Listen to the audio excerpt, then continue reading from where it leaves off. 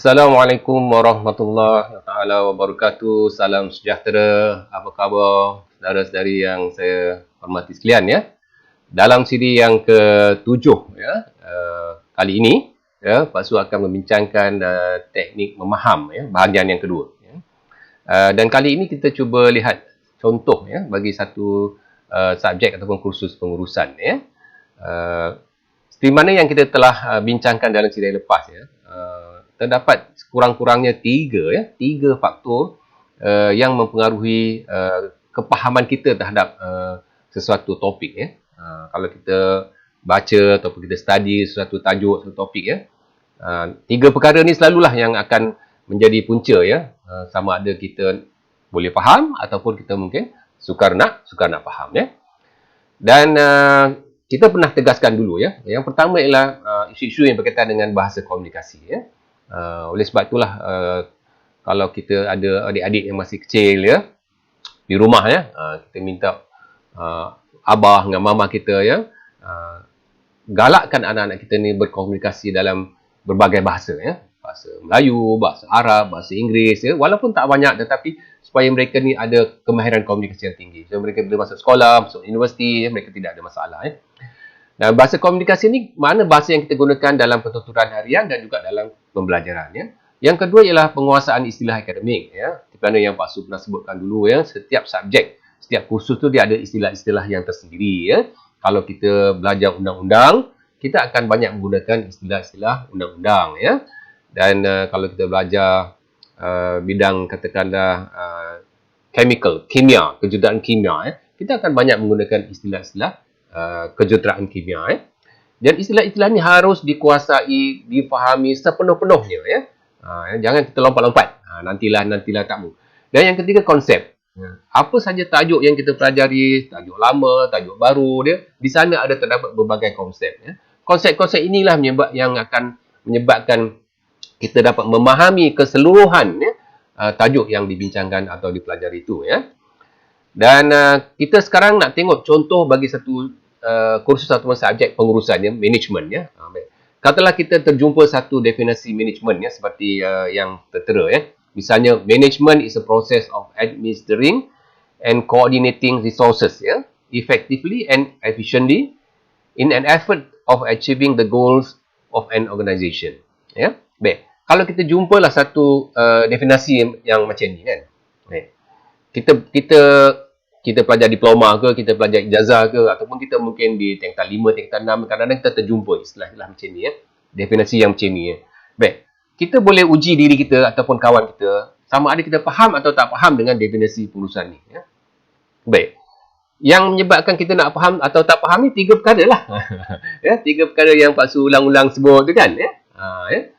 Kalau dalam definisi ni ada di situ bahasa komunikasi, ada istilah akademik, ada konsep ya. Baik, kita tengok satu-satu. Misalnya kalau kita tengok bahasa komunikasi, misalnya kita jumpa frasa is a process of. Ini dalam pertuturan biasa pun kita guna juga kan. And efforts achieving the goals ya. Itu pun kita guna juga dalam pertuturan biasa. So kalau katakan dalam bahasa komunikasi yang sebegini, ada pelajar tak faham maksud proses misalnya. Ada pelajar tak faham maksud goals misalnya ya. So dia tak faham lah. Ini akan menyukarkan untuk dia faham apa maksud management, sebab perkataan proses pun dia tak faham, perkataan goal pun dia tak faham ya. Inilah masalah-masalah yang akan timbul ya.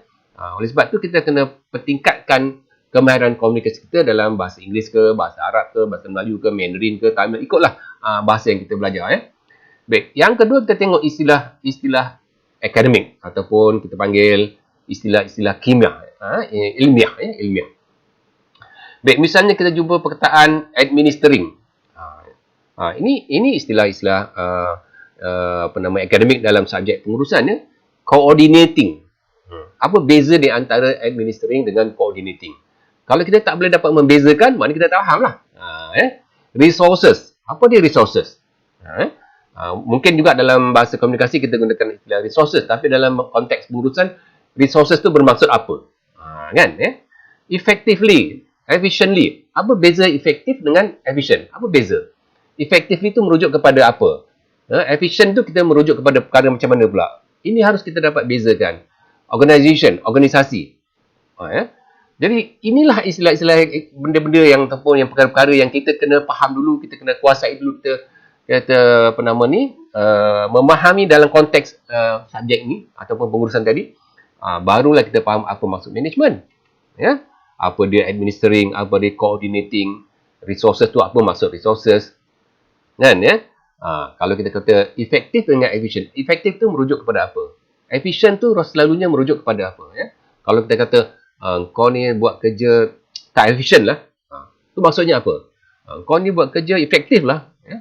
Rujuknya kepada apa? Jadi kita kena bezakan ya.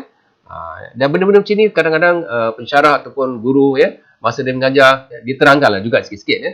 Kalau katakan pensyarah tak terangkan, kita kena usahakan untuk cari sendiri dalam kamus, dalam glossary dan sebagainya. Baca buku, mungkin dalam buku teks yang kita gunakan tu ya, ada dijelaskan atau diberi contoh apa maksud efektif, apa maksud efficient, apa maksud coordinating ya. Organisasi tu apa maksud organisasi? Adakah dia satu syarikat ke, jabatan ke ya, satu persatuan ke? Kita tengok macam mana kepahaman tu mengikut konteks subjek pengurusan tadi. Inilah benda-benda yang kadang-kadang mengganggu kita ya. Baik, kalau katakan semasa kita masuk kelas ya, pensyarah mengajar, kita dah baca terlebih dahulu buat pre-reading ya. Kita cari makna istilah-istilah ni ya. Tentulah bila pensyarah mengajar kita akan dapat lebih beri tumpuan ya. Kerana sebahagian besar daripada istilah-istilah akademik sudah kita fahami, sudah kita kuasai terlebih dahulu ya. Mungkin guessnya ada 1, 2, 3, 4, 5, 6 kan katakan ya. 2, 4, 6. Kita 4 tu kita dah faham umpamanya ya. 2 tu kita tak apa nak faham. Umpamanya kita tak boleh bezakan efektif dengan tak apalah. Mungkin ketika pensyarah mengajar atau guru mengajar, pensyarah akan berikan contoh dan sebagainya. Oh, baru kita faham. Oh, efficient ni merujuk pada masa. Ya. Ada orang buat kerja efektif, ya, tapi lama. Kita bagi satu kerja kat dia, satu tugasan, kerjanya berkualiti, efektif, ya, tapi mengambil masa yang sangat lama. Itu makna dia tak efficient. Ada orang efficient. Kita bagi kerja untuk 4 jam, 1 jam dia dah siap. Oh, orang kata efficient lah awak ni, ya. Tapi tak efektif, ya, tak ada kualiti. Itu pun tak mau juga. Ini kita harus faham ya. Baik, kalau kita lihat konsep pula. Dalam management ni apa konsep dia? Apa konsep sebenarnya ada dalam management ni? Pengurusan. Apa konsep yang sebenarnya nak dijelaskan oleh pengarang ya atau penulis ya? So kita tengok sini ya. Konsepnya ialah process of administering and coordinating resources. Itu kita kena faham. Ya. Process of administering and coordinating resources. Resources tu kalau dalam konteks pengurusan boleh jadi man, money, machine, material ya. Kalau kita tengok sebuah syarikat ataupun ya, sebuah jabatan, di sana ada manusia bekerja, staff, ada duit, ada belanjawan, ada mesin dan macam-macam mesin lah. Dan juga ada macam-macam bahan yang harus diuruskan. Ya. Okey. Baik, kalau kita lihat secara perbandingan ya, kadang-kadang kita lihat kawan kita ada yang ya, kepahaman dia tinggi, ada yang sederhana, ada yang rendah ya. Ini tidak lain dan tidak bukan disebabkan oleh 3 perkara tadilah ya. Satu, masalah bahasa komunikasi, yang kedua masalah istilah-istilah, dan yang ketiga masalah konsep ya. Baik, kalau kita tengok pelajar A umpamanya kan, pada carta bar ni kan, kita tengok dia 0 sampai 10. 10 tu kira maksima ya. Kita tengok tahap komunikasi dia tinggi, tahap penguasaan istilah pun tinggi, tahap konsep kepahaman tentang konsep pun tinggi ya, berbanding dengan pelajar, katakan kita ambil pelajar F ya, rendah. Jadi kalau kita kata pelajar A, apa kita boleh buat ujian ke sebagainya dapat markah tinggi, sebabnya ialah kerana pelajar A mempunyai tahap penguasaan komunikasi yang bagus, ya, penguasaan istilah-istilah akademik yang bagus, dan juga pemahaman konsep yang bagus berbanding dengan pelajar F. Ya. Jadi apa yang patut dibuat oleh pelajar F? Ya? Kalau katakan ada ujian 100%, dia dapat markah 40 umpamanya. So pelajar F, pelajar C ni kena buat apa? Ini kita kena faham. Ya?